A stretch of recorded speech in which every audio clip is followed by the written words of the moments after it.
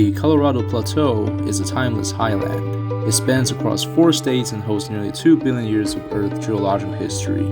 Unlike the dramatic peaks of the Rockies, this plateau didn't rise through violent folding. Instead, it lifted slowly as one block, and over time, erosion peeled back its layers, revealing the Earth's story one chapter at a time. From the Archean rocks at the bottom of the Grand Canyon to the younger sediments in Bryce Canyon, each national park here is like a different floor in a giant geological staircase. Places like the Grand Canyon, Zion, Bryce Canyon all tell part of the same story. Last time we wrapped up at Grand Canyon, I resupplied in Page and drove out alone to Ostrom Point to spend the night. I found a perfect overlook for camping, but someone had already claimed it.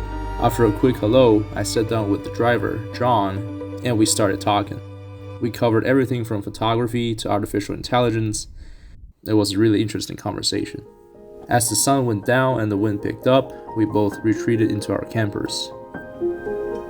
When I woke up, John had left, but he left a note on the ground. I'll definitely pay him a visit next time I'm on the East Coast.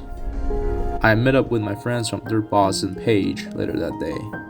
We camped a little further north to get ready for our next destination. The next day, before heading out, we stopped at Peria Ghost Town, a quiet, dusty patch in the middle of the striped badlands, with a surprisingly layered past. The town was first settled by Mormon pioneers in the 1860s, drawn in by the Peria River, but the soil was barren and the seasonal flash flood made farming nearly impossible.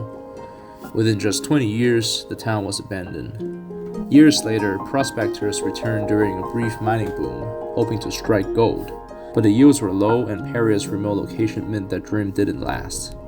Ironically, its busiest years came long after everyone had gone, in the mid-1900s. The painted hills and wide open spaces caught the eye of Hollywood. Western movies were filmed here, and studios even built a full set for an old frontier town. That set stew for a decade, until vandals burned it down in 2006.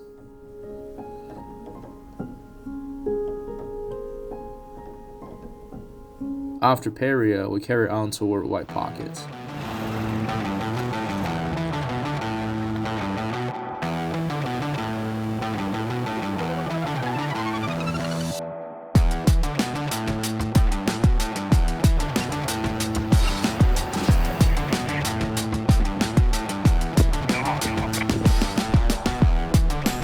Not long into the sandy trail, I saw a Taos F-250 parked up ahead.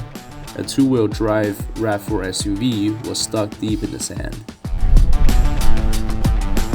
The driver had tried to power through by flooring it, which only made it even worse.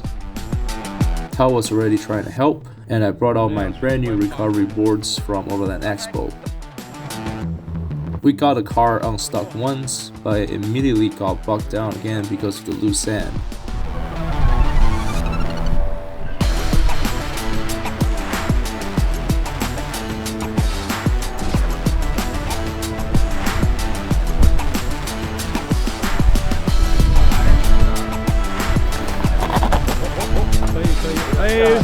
Eventually, we managed to inch it over to firmer ground so they could turn around. Just a quick reminder here, know your limits and know what your vehicle can handle.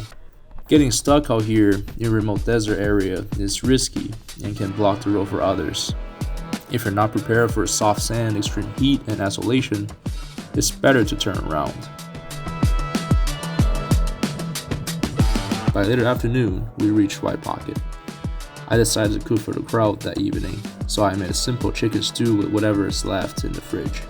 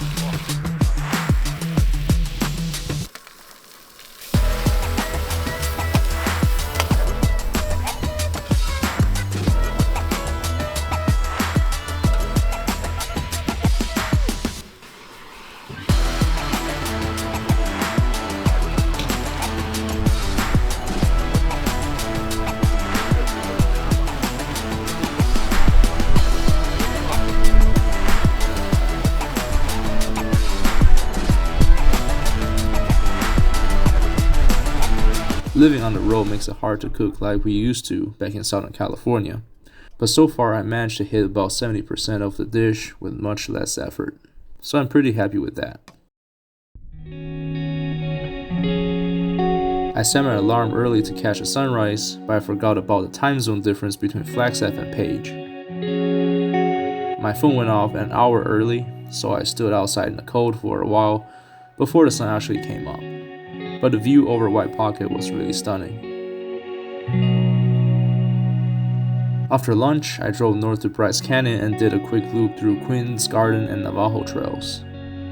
Since drones aren't allowed in national parks, I didn't film much, but I did manage to get some nice photos. Walking among these rock formations shaped by millions of years of wind, ice, and water, I recall what I read from the display in Visitor Center. About 90 million years ago, during the Cretaceous period, this whole region was underwater, part of a vast inland sea. Then, over the last 50 million years, the land slowly lifted, becoming the high desert we see today. The oldest rock layer in Bryce Canyon are still younger than the youngest layer in Zion National Park. And Zion's oldest rocks are about the same age as the top layer of the Grand Canyon. But the truly ancient rocks lie deep within the Grand Canyon. Down there, you'll find Archean rocks that's nearly 2 billion years old. There were no dinosaurs, no plants, and not even multicellular life, just single-cell organisms drifting through a very different ocean. When you stand at a canyon's edge, you are not just looking at a view, you are looking through time itself.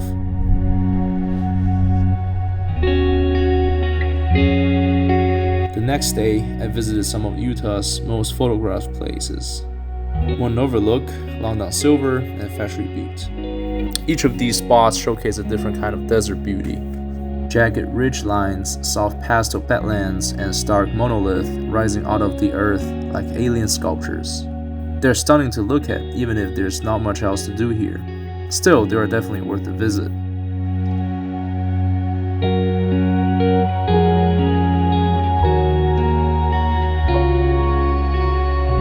That wraps up this video.